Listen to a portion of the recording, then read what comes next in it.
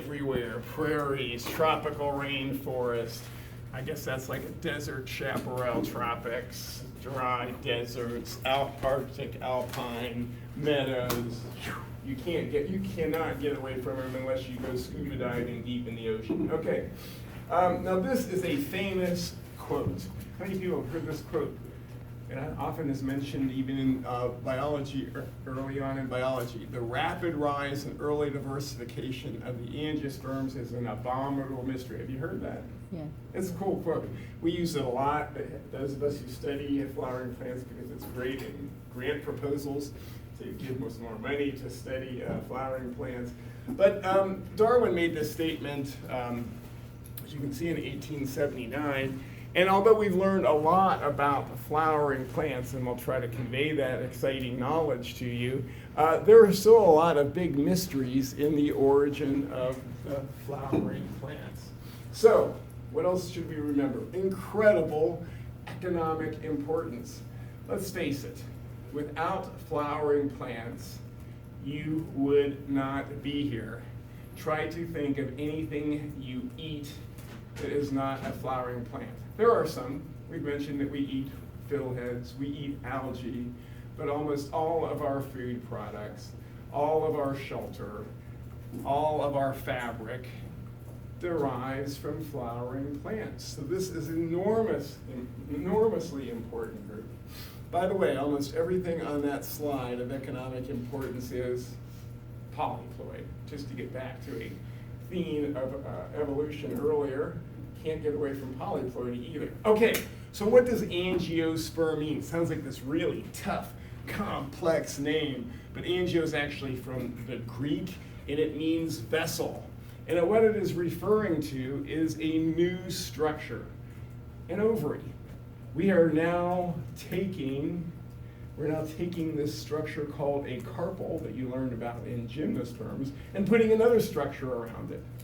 We're putting a new thing around it. That's the angio in the vessels. The sperm is referring to the seeds. The seeds are now in a new vessel. That's the angio in angiosperm. So the name makes complete sense. It's not some wacko name, okay? So think about that. Okay, the dominant group of land plants, we're not sure how many species, but there may be as many as 400,000. Fossil record is a little shaky. It's hard to preserve flowers, so it's probably they're at least 132 million years old. Their sister group is the extant gymnosperms. You've already covered that, right? But their closest extinct relatives, we are not sure. Okay, so this is part of the mystery that still surrounds the flowering plants. And I'll talk a little bit about that. So far, so good? You know the angio and angiosperm. Okay, we'll talk more about that. So you need to remember this, because I think I like to ask this on the test. What is the sister group, what are the closest living, stressing, living relatives of angiosperms? And the answer is living gymnosperms. Okay, so the angiosperms are sister to living gymnosperms. But we don't really know the group that gave rise to the flowering plants. There have been a lot of fossils. These are some fossils that may be closely related to angiosperms. Do I want you to remember these? They're cool names like Bennetetales, Glossopteras, and Catoniales. I'm going to stress one. And I'm going to try to remember to put this on the test as sort of an extra credit thing.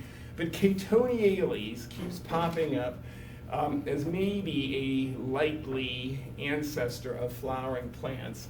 And these are just showing some of these reproductive structures. And here's the reason why. Each one of these is an ovule, and you can see how this thing is folded back on itself. So the idea is that this is how you may have derived the carpel, the ovary, the thing that's going to enclose the ovules. Remember, you're going to see that some of these things that seem so complex, they're not hard to understand. All we're going to do is basically fold things up and get these ovules inside another structure that we're going to call an ovary. And Catonia seems to be doing that, so hence the interest in Catonia maybe as a close relative. This is extinct. If you find one, please let me know. we would definitely get a big paper out of that. Anyway, so remember Catonia just because it's kind of cool. It's in your book, and I might ask that as an extra question. So look at all that incredible floral diversity. And of course the flower, when we think of flowering plants, we think of flowers. But you know, these are all flowers, and so it's very hard to characterize flowers, as you're going to see as we go through all these different cool families that I want you to know and love. But here's one of the simplest possible flowers. There it is. There's an ovary or a carpel right there. Okay. There's one stamen. That's it. You can't get too much simpler than that. There is a little bract-like thing there, but all of these are flowers, and so this is important. Here's my point. When we think of angiosperm features, and you're going to have to think of angiosperm features because I'm going to ask you a question on the next test, what are some of the major angiosperm features? And here's a list that is often given, okay? There's something called a flower, but my point is that that is nebulous. And you will not want to put that down as the best answer when I ask you what are some of the key features of flowering plants. Do everybody know what vessel elements are? These are water conducting cells. Most angiosperms have these, they're really big, not that big, but they're microscopic, but they're big compared to tracheids, which are the typical water conducting cells in like gymnosperms, for example. So they seem to have an advantage in transporting water, but not all angiosperms have vessel elements. Not all angiosperms have an ovule with two integuments, although most do. So that's why these first three are iffy. It's the bottom ones in red, 1, 2, 3, 4, 5, count them, that I would really like you to see on the next test when I ask you what are the defining features of angiosperms. What are the best synapomorphies for flowering plants? Those are the ones that you want to put. If you put the other ones, I'll probably take a point off. But a flower is a very nebulous thing, as I hope I showed you from that one slide, because flowers are incredibly variable. What's a flower? Okay, we'll show you the basic flower, but as you see as we go through class, the flower is amazingly variable and complex. Okay, so what do I want you to remember here? Well, we already said that we have this new thing on the block that makes the angio and angiosperm, and we're going to put the seeds within a new structure called a carpel. I'll show you how that evolved in just a few minutes. Stay tuned. So seeds within a carpel. Answer number 1. We're going to have a very small female gametophyte. The smallest known female gametophytes. Now think back to the gymnosperms. They had a pretty big female gametophyte, right? When you look at ginkgo, that was big. You could put that in your hand. Or a pine. Now we have 7 cells and 8 nuclei. Small female gametophyte. We have a very small male gametophyte, the microgametophytes. It's really only 2 or 3 cells. So these have been reduced. We have, now this directly relates to this, and you will see why. Now that we have a new thing called a carpel, the ovules are wrapped up in a new thing, right? Pollination, as in the gymnosperms, doesn't work anymore, and it's going to be obvious why when I show this on a slide. So now pollen has to involve pollination. You have to transfer pollen to the stigma of this new thing called a carpel. Okay? Everybody got that? It's different. Pollination in the angiosperms has to be different from that in the gymnosperms, and it'll be obvious why in just a second. Plus, we have something called double fertilization. Only here will we see that with the formation of endosperm. Double fertilization with the formation of a new tissue called endosperm. And a lot of these things are thought to be key for the success of flowering plants. This endosperm is going to be a nutritive tissue. It's going to help the little embryo get a head start. Key success for flowering plants. Got it? All right, so let us make some sense. It's great that you wrote them down. It's great that you'll memorize them and learn them for the next exam. It's great that you'll get them right because I don't like using red ink. But let's see what they mean. Here is a typical, standard, everyday flower. Okay, really a flower is just a bunch of leaves. Okay, it's not that tough. All right, they're cool. So The bottommost structures, everybody knows this, are sepals. Sepals. They're usually green. They're protective. Now remember, not all flowers are going to have all of these parts. That's what's so cool about flowers and studying flowering plants. There's so many curveballs out there. And then inside of that, we have these showy attractive structures called petals. Petals are also modified leaves. People go, oh, it's so hard to understand flowers. It's not hard to understand. Sepals are leaves. Petals are leaves. And then we have these things here that you guys all know. The stamen, and the typical stamen of a flowering plant has a filament, and at the top it has an anther, and the anther is where the pollen is produced. That's the typical stamen. You guys have all heard this. This is all basic biology, right? A stamen is a modified fill in blank. Modified, it's a leaf. Stamen is a modified, actually it's a microsporophyll, since you guys all know these terms now. It's a leaf. Is that tough? No. And then this cool new thing in the center, this carpel has, the bottom part is called an ovary, and then there's usually a style, and at the very top is the stigma. The stigma is where the pollen lands. All together, those three parts, stigma, style, ovary, make up a carpel. That is a modified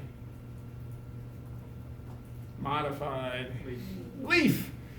All right, wouldn't have you been surprised if I said something else? But no, that is not the case. All of these structures are modified leaves. So let's now go back to pollination, because in gymnosperms, we, as you know from last time, this is the transfer of pollen to the micropyle. But in angiosperms, you will see that you can no longer transfer pollen directly to the micropyle. And that will be obvious because now the ovules are enclosed within this carpel. So in angiosperms, you have to transfer pollen to the stigma. All right? And you know, I almost always ask this. Tell me about the difference in pollination between angiosperms and gymnosperms. Okay? So review this, and let's use this next slide to review it. Here is your typical blurry gymnosperm. Okay? All right, this structure right here is a ovule, okay? This is supposed to be the female gametophyte, okay? And then we have a little, anyway. Here's the micropyle, okay? So in gymnosperms, here's a little pollen grain, it can land right there. That's pollination.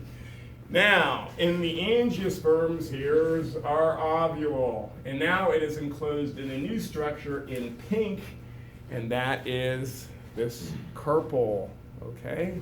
Can you now, this keeps going up to get to the stigma, the little sticky part on the top. So as you can see, the ovules are enclosed within this carpel. So can you actually physically transport pollen directly to the micropyle? No, you cannot do it. Not unless you're like a stealth pollen grain and you can go through walls or something. Like, you cannot do it. So that's why pollination in the angiosperms is different. The pollen has to go to the stigma. Everybody got it? All right, good. Now let's go back over these parts and show you how their origin, so you have a better appreciation for the evolution of the flower itself.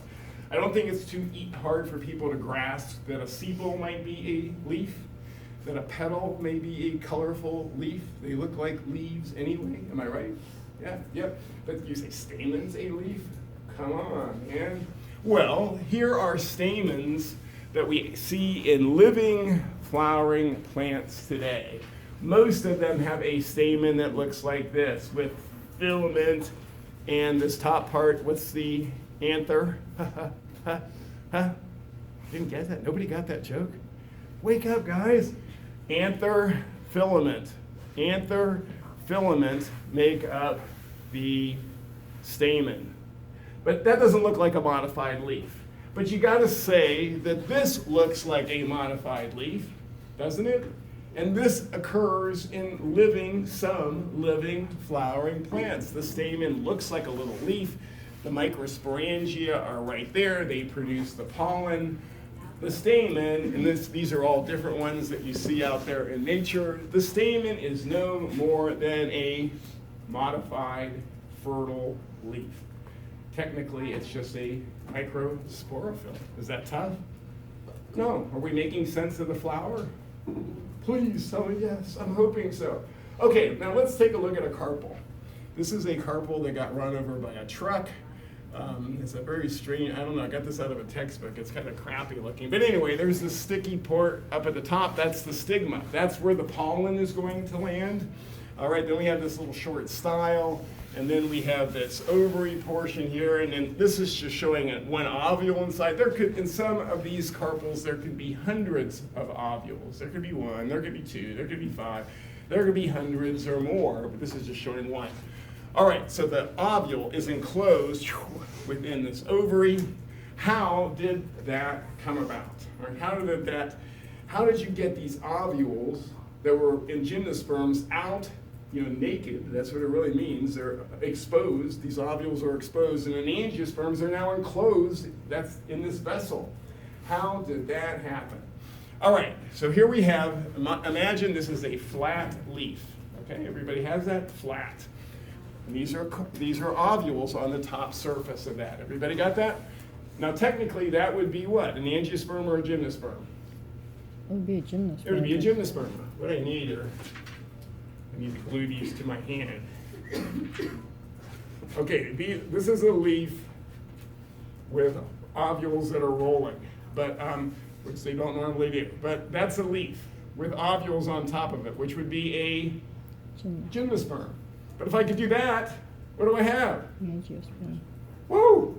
I do that in instant replay, but I might not pull it off. That's the difference between an angiosperm and a gymnosperm. Whoa, like major evolutionary innovation. You just take your leaf, you fold it up, and now the ovules are inside that leaf. Is that cool? That is exactly what happened. And in fact, this is the typical carpel right here, bowling pin. You go bowling, every time you go bowling, I want you to think, angiosperms, I'm trying to knock down a whole bunch of carpels. There's the ovary, there's the style, there's the stigma, okay? That's where the pollen lands. But my point is that out there living today are flowering plants that have carpels that look like this. This one, this is kind of the Elvis look from the side. This whole area is actually the stigma and receptive to pollen. It's not even totally fused, okay? It's kind of like glued shut. It's not really developmental. It's like, it's just kind of sticky. The hair is kind of, so it is in actuality a folded leaf. So that's how you're seeing the major thing that made the angiosperms right before your eyes. You just fold up the ovules inside a leaf and you have an angiosperm. That's it. So does everybody get that? Because this is like key.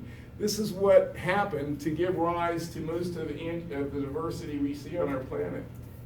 All right, let's see. Okay, so hopefully we have made sense of the stamen, and you now realize that's a fertile leaf, and the carpel is no more than a folded leaf. Everybody good with that?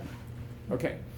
So we have to understand double fertilization and how to make endosperm. Now this can be boring, sorry, but it's pretty cool. All right, so stay in there, hang with me, and I'll try to explain how this happens. Because this is really fun. Another thing that's fundamental to the success of flowering plants. So you can see right here we have what? That's a carpel, correct? Here's the ovary portion, there's the style, and at the top is the stigma. The pollen grain is going to land at the stigma, and that process is defined. What's the technical term for pollen landing on a stigma? Pollination. Pollination. You're going to get that one right on the next test. Okay, that pollen grain is then going to grow, and it's going to grow down that style. Everybody see that pollen grain growing down the style? What it's doing is it's heading towards the base of the carpel to this ovary portion, and eventually it's going to come in here and go into this ovule, and it's trying to reach this egg cell and these polar nuclei. Everybody got that? Now, I don't think you quite appreciate how far a pollen grain may have to grow until you think of corn. Everybody think of corn. All right, so you got an ear of corn. every one of those little yellow kernels is it's an ovary. Every silk, because you remember there are lots and lots of silk, every silk is attached to one of those little yellow ovaries, and that silk is the style. At the very tip of each little silk is a tiny little stigma. So pollen has to land on the top of those silks, grow all the way down the length of them to reach that little yellow kernel. Well, it becomes a yellow kernel after it's fertilized. That's a long way. Silks can be like that long, right? So pollen tubes can grow a long way. All right? This is not trivial how far they may have to grow sometimes. Anyway, so pollen tube heading down the style, heading towards the ovules inside. So let's get to it. This is just showing it growing. So really, in a pollen tube, you're going to have 2 sperm nuclei and this tube nucleus. There are really three nuclei that are in that pollen grain, that pollen as it germinates and grows. 3. See them? This one's kind of controlling the action, and these two, we have 2 sperm. Everybody got that? Okay, it's growing down through the style. Now it's into the ovary. See, everybody see our ovule here. Usually angiosperms have 2 integuments, 1, 2. You can see them here. This is the female gametophyte inside. Everybody got that? Okay. It's still growing. It's heading into the micropyle. Everybody see that? Okay, we are ready. We're getting there. All right. This is a pollen grain of an angiosperm in cross section. You can see it. This is the tube cell. Here it is right here. This is called the generative cell. It'll divide to form those 2 sperm. Originally 2, but then 3 cells, right? 1 tube, 2 sperm. Okay, everybody got that? So here's pollen in the angiosperm. Here's the microspore wall. Here's the male gametophyte. So what is pollen in the angiosperms? It is a really tiny male gametophyte. So if you're allergic to pollen, could be gymnosperm pollen, could be angiosperm pollen, but those are little flying male gametophytes. Everybody knows what you're allergic to now if you're allergic to pollen. Male gametophytes. All right, major friends. But the smallest in terms of the number of cells are in the flowering plants. Gymnosperm pollen they have more cells than this. Got it? Just trying to show you how tiny these things are in terms of the number of cells. All right, back to live action. So now let's concentrate on our angiosperm ovule. You probably got this somewhere in introductory biology. Let's go through it again. Here is a close-up of the angiosperm ovule. As I said, usually 2 integuments. I don't know what they're doing over here, but anyway, usually 2 integuments. But let's look at the cells. There are 1, 2, 3, 4, 5, 6, 7, 8 nuclei in 7 cells, because these 2 in the middle are in 1 cell. 1, 2, 3, 4, 5, 6, 7, 8 nuclei. Okay? 8 nuclei in 7 cells. These are called antipodals, anti meaning away, because they're from the other end of the micropyle, opposite end. These names are not made up just to confuse students. You know, a lot of them actually make sense. Okay, here's the egg. It has next to it 2 cells called synergids. And in the middle are these 2 things called polar nuclei. Everybody got it? Okay, this right there is your female gametophyte. That's small. These are the smallest of female gametophytes known on Earth or in the angiosperms. The ones in gymnosperms are much bigger. Think of how big the gametophytes were in ferns, right? So the gametophyte just keeps getting smaller and smaller and smaller in the course of plant evolution, which is kind of a cool story in itself. But anyway, you should remember this in these cells, the egg. Now, this is a female gametophyte. That means it's the product of meiosis. So every one of those nuclei is fill in the blank for 1,000 points. Haploid or diploid? Haploid. They have to be haploid. They're part of the gametophyte, right? They have to be haploid. So every one of these is N. N. Okay.